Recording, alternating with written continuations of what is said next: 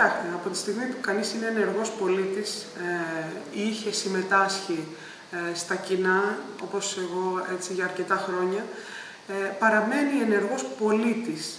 Τώρα, εάν είναι ενεργός σε κάποιο συγκεκριμένο χώρο ή όχι, νομίζω ότι αυτό λίγη σημασία έχει. Περισσότερη σημασία έχει το να παρακολουθεί τα γεγονότα, να έχει τη δυνατότητα να τα κρίνει και βεβαίως να προτείνει και κάποιες λύσεις εκεί που θα εισακουστεί. Όσον αφορά τώρα την ενεργή συμμετοχή μου, ήταν επιλογή μου να μην συμμετάσχω σε αυτές τις εκλογές. Θεωρώ ότι δεν με εξέφραζαν τότε, αλλά και δεν με εκφράζουν και αυτή τη στιγμή το πολιτικό σκηνικό. Υπάρχει μια πλήρης απαξίωση της πολιτικής και ίσως αυτό να έχει και μεγάλη, να οφείλεται πάρα πολύ ή εν μέρη και στα πολιτικά πρόσωπα τα οποία συμμετάσχουν, αλλά και στον τρόπο που ασκείται η πολιτική.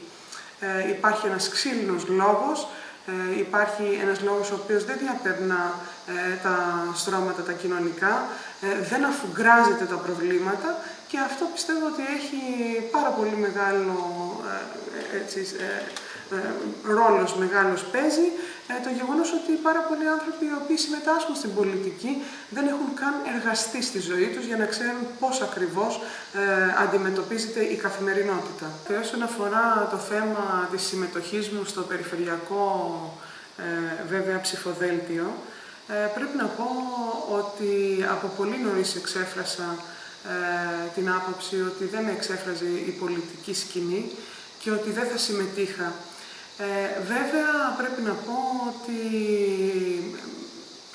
όπως χειριστήκαν ο χώρος πάλι τα πράγματα, ούτε και αυτό με ικανοποίησε και βεβαίως νομίζω ότι κανείς έχει κάθε δικαίωμα αφού προσφέρει αυτά τα οποία έχει να προσφέρει, να ιδιωτεύει για κάποιο διάστημα, να κάνει και μια αυτοκριτική αν θέλετε, αλλά να τον κρίνουν και οι άλλοι και από εκεί και πέρα να αποφασίσει πότε, πώς και υπό ποιους όρους θα συμμετάσχει ξανά, εφόσον συμμετάσχει.